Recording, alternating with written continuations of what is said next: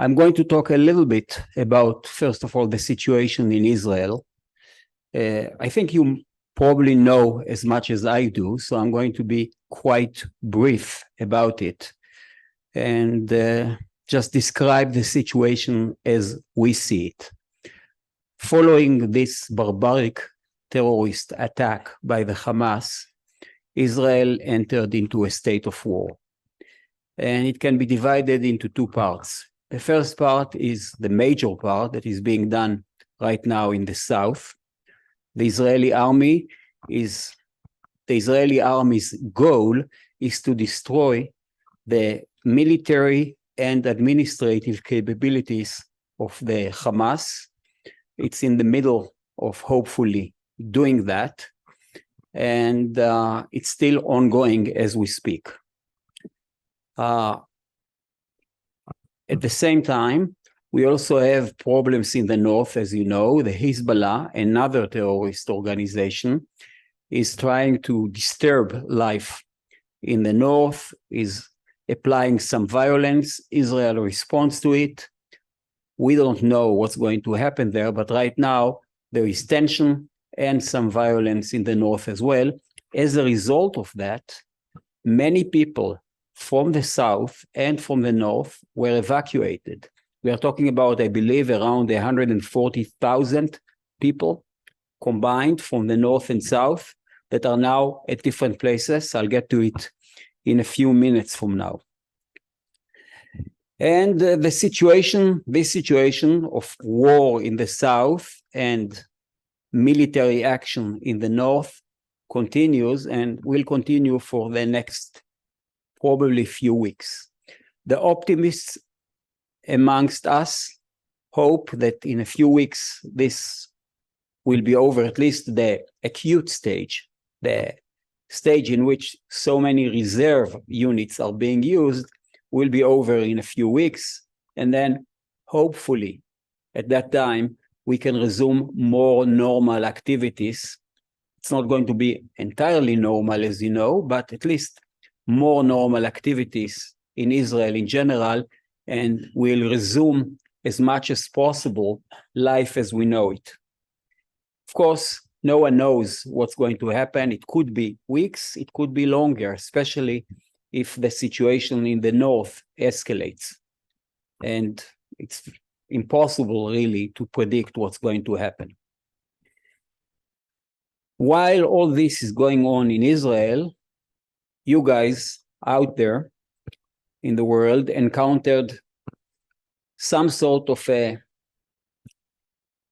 addition to that. We see lots of anti-Israeli, anti-Jewish activities around the world. It started with universities, as you know. Some of them, by the way, many of them, showed clear solidarity and support with the Hebrew University. They called us, they sent us letters, they emphasized their shock from the terrible terrorist act, and generally speaking, showed their friendship and support. But as you know, there were other universities that unfortunately didn't do that. You all probably know about Harvard and Stanford that behaved as if they are looking at a two-sided violence, ignoring what happened on the 7th of October as a major part of it, and just hoping that there is no violence.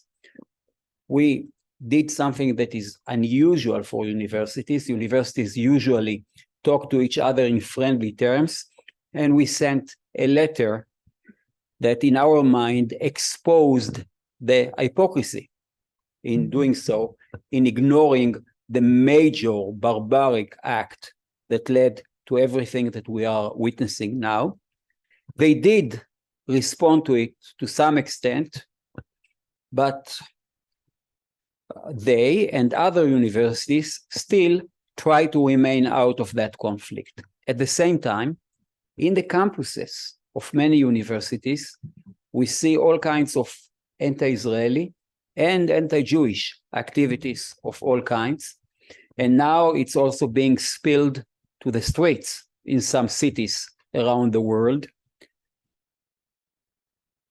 I still think that this is not representing the mainstream of the population, but it does show alarming signs of anti-Semitism, anti-Jewish, anti-Israeli activities that we didn't really expect, I think, and now we are seeing them. And this sad situation just emphasizes again the connection between Israel, between the Hebrew University, and between our diaspora all over the world. Of course, in here, we are trying to do the best that we can to help.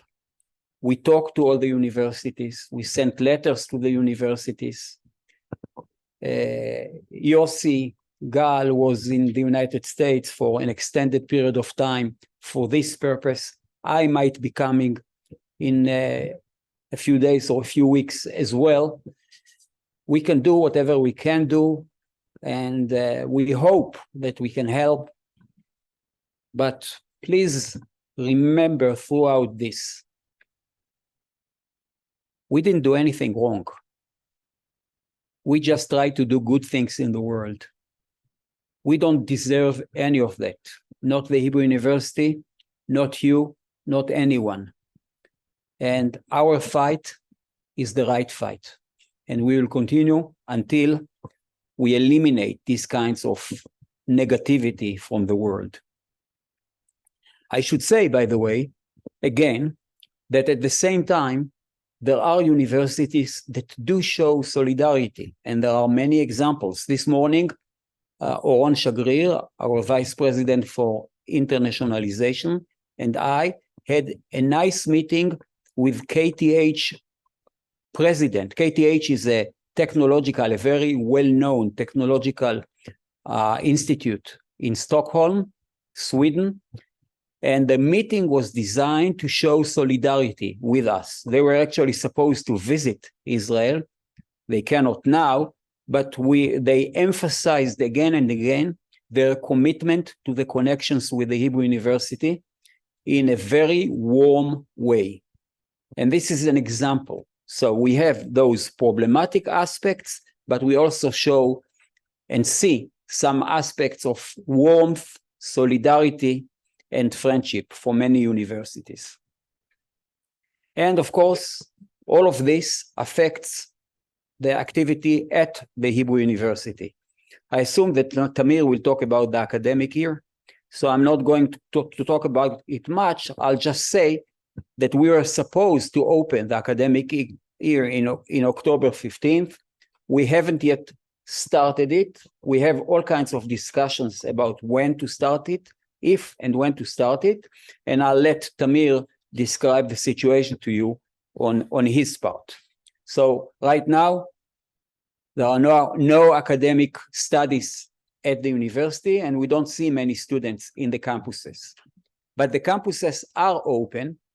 Research is still going on in the campuses. Naturally, we have a slowdown type of activity in the research part, for two reasons. One is that many of our graduate students were called to the reserve units and are not here, and they represent a major part of many of the labs. In addition to that, some of our international graduate students and postdocs chose to leave Israel for this period and go back to their countries, respective countries. We hope that they'll come back once the situation calms down, but right now they are not here. And as a result of it, the activity of the research at the university is only kind of part-time activity. Still, it's going on, and hopefully it will continue to go on and increase with time. We also continue our international activity. We have contacts with all the international universities. I told you about our meeting this morning with KTH. There are other meetings like that. And we assume that everything will come back to its normal pace once the situation calms down.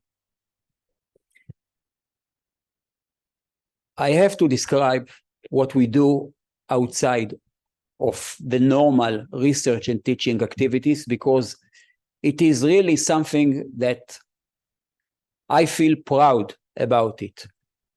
The Hebrew University is involved in two fronts.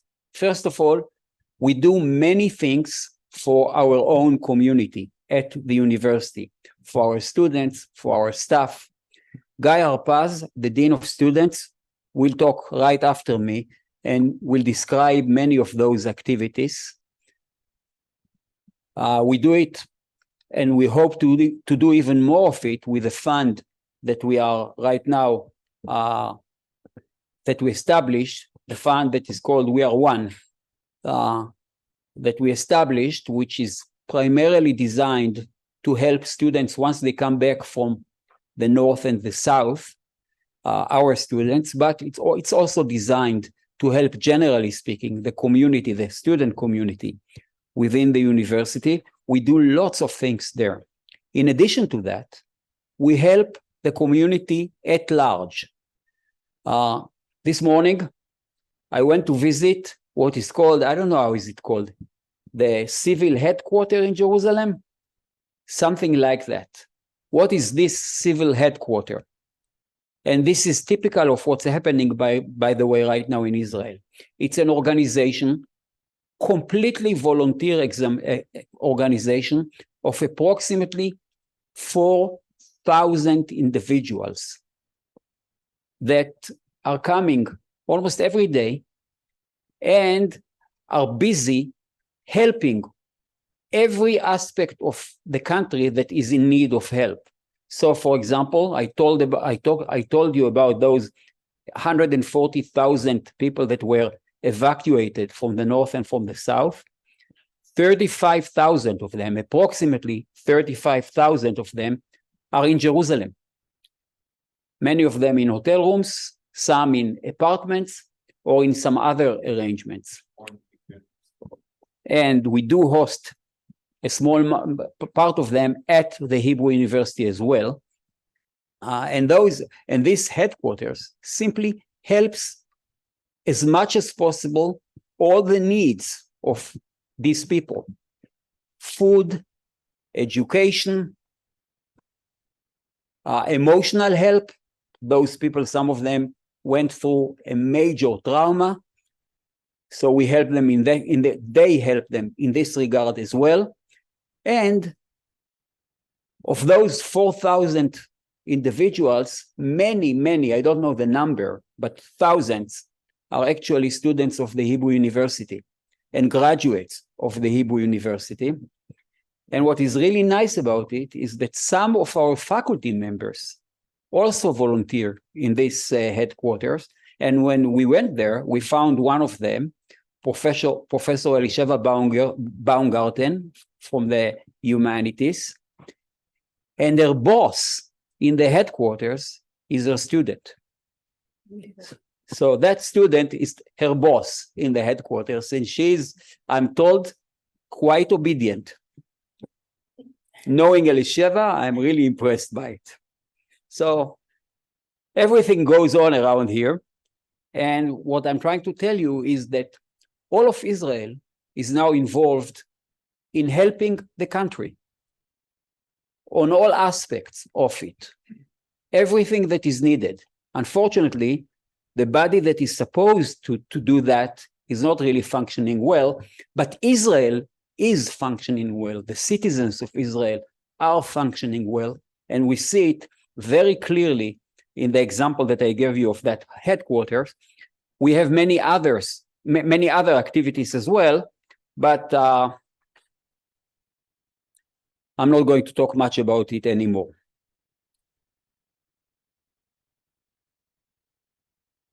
With all the activity that is going on, I don't want to miss one aspect that bothers us, that is very important for us. As you all well know, we are proud of our diversity. We are a community composed of majority of Jewish students, but many students that come from other sections, other religions, other categories of population. And one thing that we are so proud of is the fact that everyone, all of our members, regardless of their ethnicity, gender, religion, or anything else, we all live peacefully with high tolerance for each other's beliefs. That's how the university operates. That's how it functions. Unfortunately, because of the tension between us and the Palestinians and the Lebanese, there are tensions also within the Israeli society, and it's an issue. What's going to happen when all those students come back to the campus?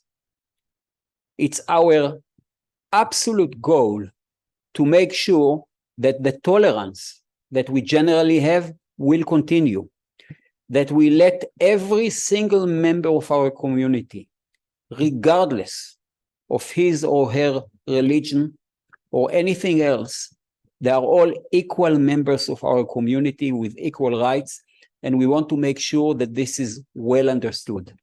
And Professor Muna Khoury, our esteemed vice president, our one and only vice president for diversity and strategy, will describe to you some of the things that we prepare to do in order to make sure that this is what's happening. So right after me, Guy Harpaz will describe our activities outside the domains of teaching and research. Then it will be followed by Muna describing what we are going to do for diversity, for making sure that we continue to be a tolerant community as we always were. Finally, towards the end, we will do something else. We are in the process of establishing or bringing to the university the Israeli Center for Addiction and Mental Health. Addiction is a major disease in our society, in Israel, elsewhere, all over the world, and it's very important to deal with it. We decided to establish here an addiction and mental health center to do research on that as well, but really to help the community, because we can do it very well and we can help the community, and we decided to do that.